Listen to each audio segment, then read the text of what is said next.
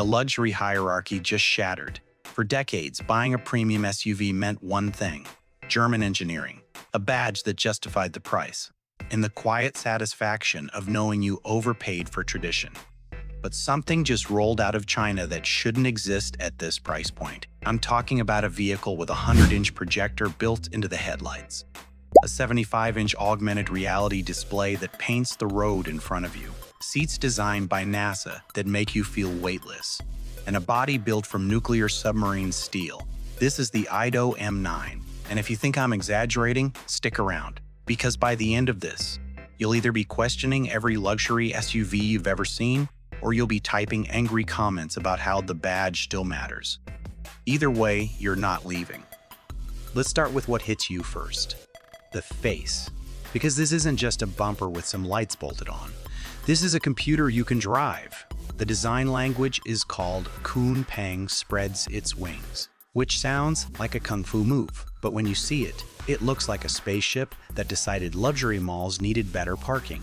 The front end is completely closed off. No giant aggressive grille screaming for air. Just a smooth, slippery shark nose that slices through wind with a drag coefficient of 0.26.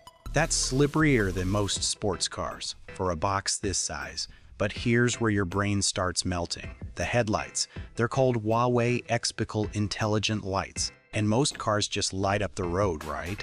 Point A to point B. Don't hit the deer. These things have millions of pixels. They can project crosswalks on the pavement for pedestrians. They can project arrows showing you exactly which lane to take. They can carve light around oncoming traffic so you don't blind them while keeping your high beams on. The car is painting with light in real time. But here's the part that broke me. If you're parked at a campsite, you can literally project a 100-inch movie screen from the headlights onto a wall or a sheet. Bro, you can play Mario Kart using your car's headlights as a projector? Who thinks of this? Meanwhile, my friend's Ford Explorer is proud of itself when the automatic high beams work half the time. And check out the ISD panels below the lights. These digital grids can display emojis, battery status, or text messages to other drivers. You can literally have your car smile at people. It's friendly. It's futuristic. And honestly, it's making me question why North American cars feel like they were designed by committees who hate joy. Doppelganger. When Phi 6 meets the Tatter. Moving to the side, this thing is a presence. Over 5.2 meters long. That's bigger than a Tesla Model X, right up there with a BMW X7. But unlike the Germans who make their SUVs look like angry refrigerators, this is sculpture. The body lines flow like liquid metal. No clutter. No unnecessary creases. Just intent. The door handles are hidden, obviously. But they don't just pop out, they present themselves, like a butler handing you a warm towel at a spa you can't afford. The wheels are massive, 22-inch aerodynamic rims that look like turbine blades, wrapped in silent EV tires that make less noise than your neighbor's whisper. And look at the windows, all double-layered soundproof glass. But the rear windows have this privacy tint that's way darker than normal. Why? Because the back of this car isn't a backseat. It's a VIP lounge. The silhouette has this floating roof vibe with chrome running across the top. But it doesn't look tacky. It looks expensive. Like I own a tech company and casually bought this in cash expensive. And the suspension. You can see it hunkered down. Air suspension that lowers the car when you open the door to help you step in. The vehicle bows to you before you even sit down. Around the back, it gets even better. The tail lights are a continuous pixelated bar that mimics the front. They can display animations when you lock or unlock the car, like a little light show saying, "Goodbye, master." The tailgate is massive, and hidden underneath is a diffuser that actually does aerodynamic work instead of just looking aggressive on Instagram. But the wildest part, the stance. From the back, it looks wide, planted, muscular. It doesn't look like a fragile piece of tech trying to prove itself. It looks like it could line up against a Range Rover and hold its own. And trust me, if the outside melted your expectations, the inside is going to reprogram your brain. Now let's talk about what moves this spaceship, because the performance is just as ridiculous as everything else. You can get this as a pure EV or an EREF, That's extended range electric. The EV version is built on an 800-volt architecture, which means it charges faster than you can scroll through TikTok. 0 to 80% in the time it takes to grab a coffee at Tim Hortons. It pushes out roughly 530 horsepower from dual motors, launching this 5,000-pound living room from 0 to 60 in just 4.3 seconds. That's faster than a Porsche 901 from a few years ago. Let that sink in. A 3-row family SUV, faster than a sports car. But the EV version, that's the game changer. It is a 1.5-liter turbo engine that acts only as a generator. It never drives the wheels. It just sits there, sipping gas, charging the massive battery. The result? A combined range of nearly 900 miles. You could drive from Toronto to Thunder Bay without stopping. You could do Vancouver to Calgary on a single tank and charge. You could forget what range anxiety even means. And because it's electric drive only, you get that instant torque snap every single time. No gear shifts, no lag, just whoosh. It's the perfect bridge for people who want EV performance without the mental math of charging station Tetris. This car is basically a bunker with leather seats. Huawei calls it the Shui-Wen Wu body architecture, named after a mythical Chinese tortoise beast that symbolizes protection. It's built with nuclear submarine steel. I'm not exaggerating. They literally use the same alloy found in military submarines. And the rear chassis is made using a 9,000-ton die casting machine. Translation: the entire back of the car is one solid piece of metal. It's stiffer than a bank vault. And the active safety runs Huawei's ADS 2.0. It has a LiDAR sensor on the roof that can see 250 meters ahead in pitch black darkness. It doesn't just see cars.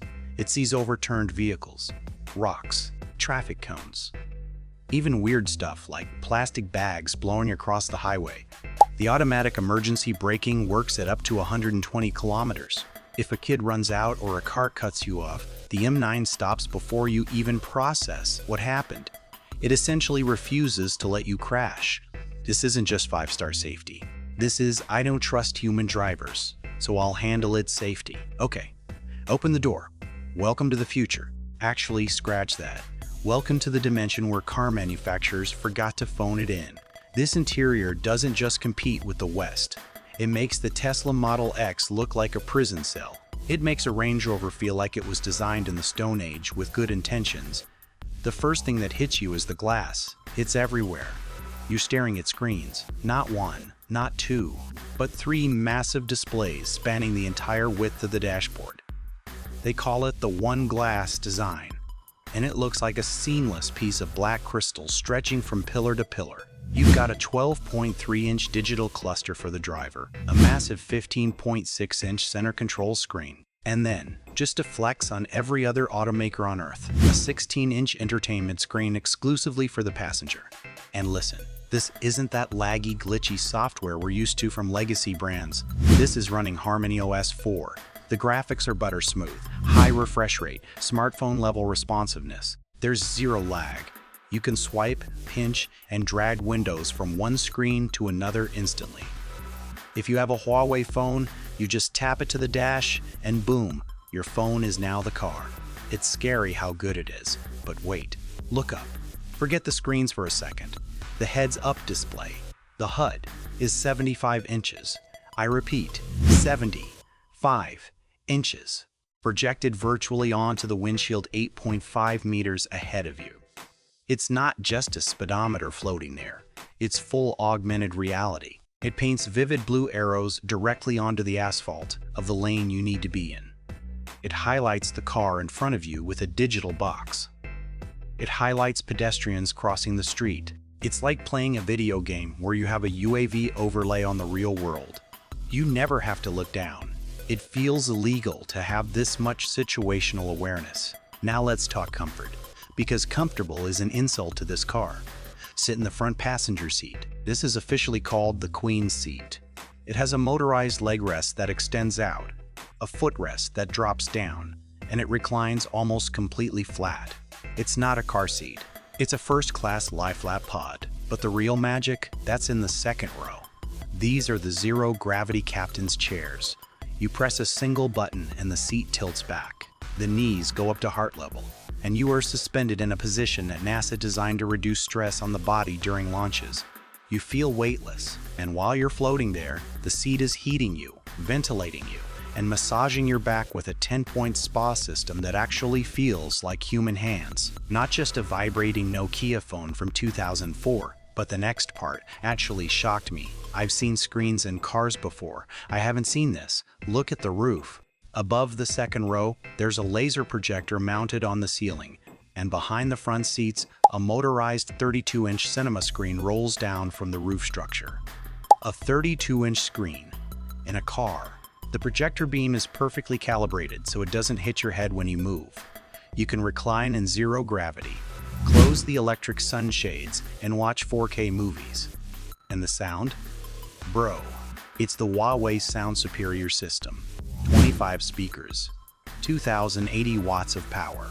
It's not just loud, it's surgical.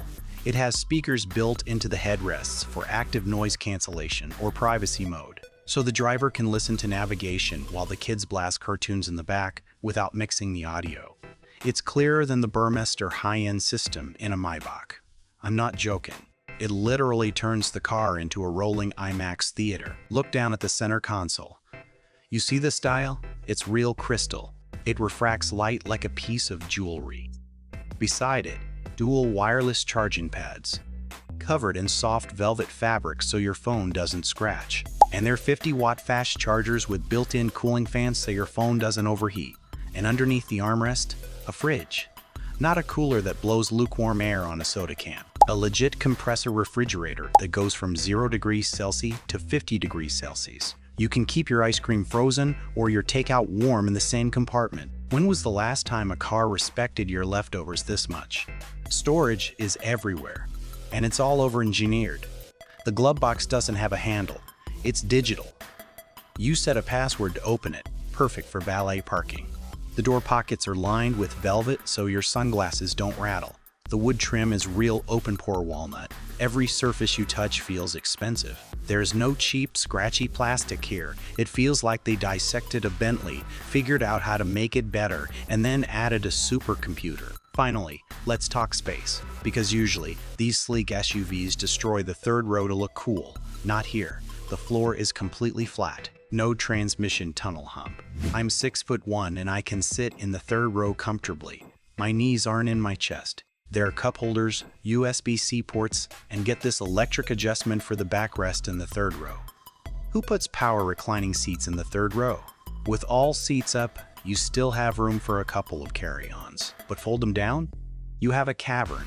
The second and third rows fold completely flat to create a double bed. You can activate camp mode, use the projector to watch a movie on a wall, and sleep in the car with the AC running off the massive battery.